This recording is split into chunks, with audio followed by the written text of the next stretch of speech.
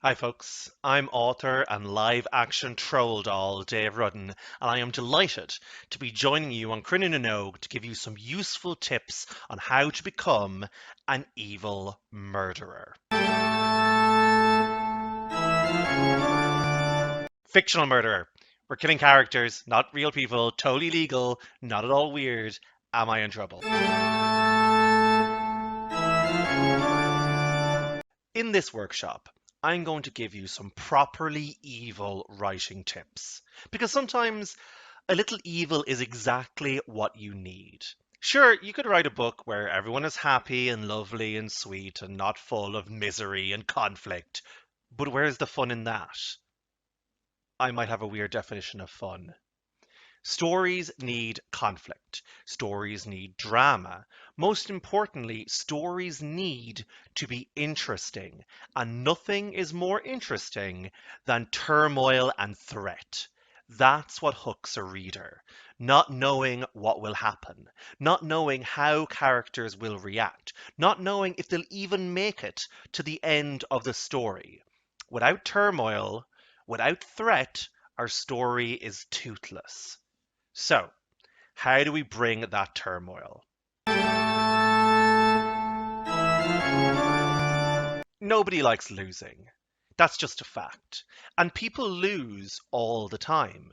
We lose money, we lose at sports, we lose at video games, we lose arguments, we lose touch with those we care about, and sometimes, for whatever reason, we might even lose people. Losing things is a constant. And loss is important because it pushes us to try and keep what we have. It pushes us to try and win because we're afraid of what happens when we lose. In a story, characters have a challenge they are trying to complete. It could be defeating a villain, or saving a friend, or falling in love, or getting a new hat. But one way to make your reader care whether your characters win is to make sure there are consequences if they lose. We call this the stakes. Or, if you're from a certain part of Cavan like I am, the stakes. If the heroes fail, the world ends. If your girlfriend dumps you, you're alone and sad. If you lose the championship, your rival on the other team will never let you forget it. Consequences. Ask yourself, what does my main character stand to lose through the story? What do they stand to gain? What do they need or want, and what stands in the way of them getting it? What are they risking by taking part in the story? Ask yourself, how much does achieving this goal, getting to where they want to be, getting this thing or finding this person, how much does that matter to them? Because if it doesn't matter to them, the stakes are not high enough. Ask yourself, what are the consequences of your character's actions? How are they going to affect other characters or the world at large? What are the repercussions if they don't win, if they don't achieve their goal? If there are no repercussions, your stakes are not high enough. Ask yourself, are you telling the story of the most important moment in your character's life? The biggest, most life-changing, most powerful, most terrifying thing they will ever do? If the answer is no, then why are you telling that story? We need to focus on these big moments, the life or death, the win or lose. If you want to make your story mean something, make sure the hero is desperate to win, because if they lose, terrible things will happen. Tension for them as a character, fun for you as a reader. You monster. This tip is like Frankenstein. Lots of little tips all stitched together. That's not how you stitch things. When I say be a monster, what I mean is you are writing to be read. You are putting together a story so that someone else will come along and ingest it into their face holes and have emotions about it. That's the job. That's the point. If you're writing a sad scene, you are aiming to make people feel sad. If you are writing a happy scene, you are trying to make the reader feel happy. And if you're trying to write horror, you are trying to scare people. That's the goal. That's the aim. So the first thing to do is to think about how other books or TV shows or films or games or anime or comics or whatever have made that feeling appear in you. You have to think about how stories have been manipulating you and how you can use a story to manipulate other people. Being a writer means you have all these tools at your disposal. You've got characters, you've got language, you've got dialogue, you have the whole world your characters live in. If you need it to be raining during a sad scene, you can make it rain. If you need lightning to crash while the villain makes her speech, you can do that. Everything in your story can be used to manipulate the reader into thinking something or believing something or wondering about something. Everything is a message to the reader. If you give your hero a messy, dingy apartment, you are telling us your hero does not have their life together.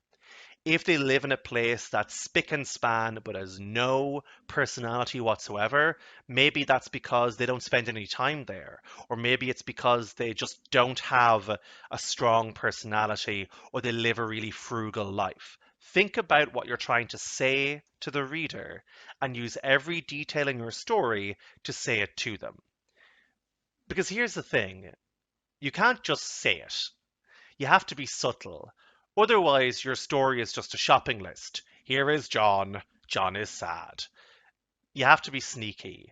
You have to trick the reader into forgetting they're being told this stuff. Subtle detail. John is wearing the same shirt 4 days in a row, and his Spotify playlist is all Lewis Capaldi's saddest tunes. If this was a movie, we might put him all in dark clothes and have the skies be grey in every single shot. This is genuinely a thing. Everything in a movie is constructed to teach the reader something.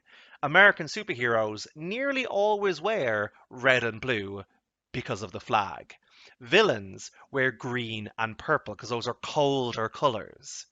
You build these details up slowly. Look at horror movies. How do horror movies scare us? Do they show everything up front, or do they build the horror slowly with little glimpses of strangeness, little eerie moments that by themselves aren't enough to make alarm bells go off, but just slowly bubble away until you realize your goose is cooked? That's not very good. Which brings me to the next point I want to make.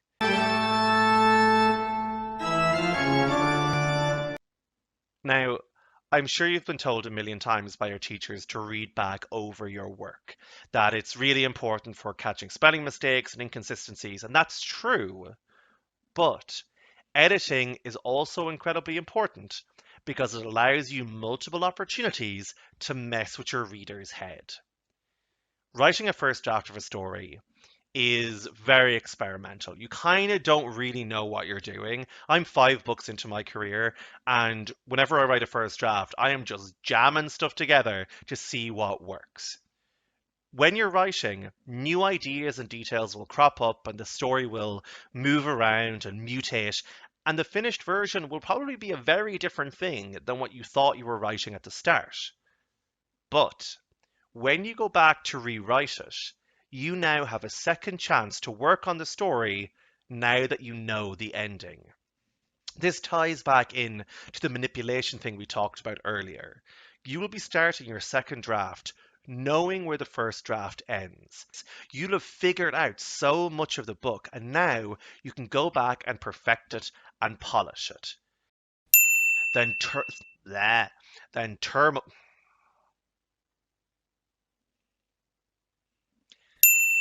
And the thing you need to remember about writing is that Milsey, see no, Milsey, Mills, I am doing important work. He's a good boy.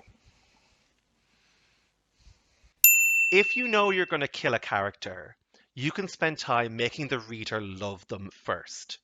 If you're going to need a piece of information at the end for your ending to work, you can make sure it's introduced to the audience at the beginning so it doesn't come out of nowhere. You know that feeling of watching a horror movie with someone who hasn't seen that horror movie? And when it's getting to a scary bit, they're getting worried and you're getting ready to watch their reaction? That's what editing lets you do. It lets you walk through the story once again with that little bit of extra knowledge, which means you can make the scary bits scarier, you can take out the boring bits, you can polish it up so the people experiencing it won't know what hit them. And speaking of hitting,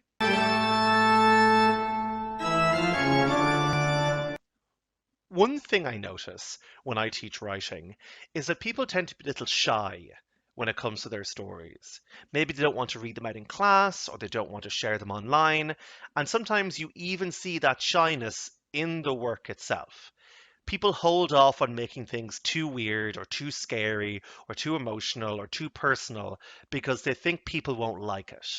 They try and sound like other authors when they write because they're afraid of sounding like themselves, or they don't want to use their own experiences, or they hold back when it comes to description, or they talk themselves out of writing at all because it's hard and they think nobody will like it or whatever.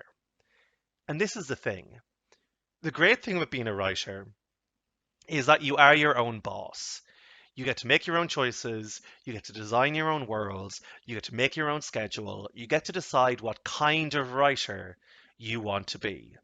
For example, I used to act, and as the kind of writer I am, I teach and I do gigs and I speak in schools and I write TV and I write plays. And I once spoke at a pumpkin festival because I don't know how to say no to things. But maybe you're not that person and you want to spend all day hidden in a room in your pajamas coming up with weird nonsense. And that's also totally valid. You can decide what kind of writer you want to be. The tough thing about being a writer is you're also in charge of when you quit. It's up to you when you give up. It's up to you when you decide, yeah, that's good enough, or that'll do, whatever. I'm tired, my face hurts, I'm going to bed. Giving up is easy. I do it all the time. But you have to try again. You have to decide that you're going to finish that story and make yourself do it. And within that story, you're going to have to decide to push those boundaries, to do research, to learn new words, to spend 2 weeks on a single sentence so it really, really pops. You're going to have to go back to your own work and think, oh, that isn't good enough, and push yourself to fix it. But genuinely, if you do that, if it will pay off. If you go for the throat, if you take every opportunity you can to get better, if you push yourself and push through rejections and push through bad days, you will finish a book. And when you do, all that blood and sweat and tears will be worth it. Trust me, I'm a fictional murderer.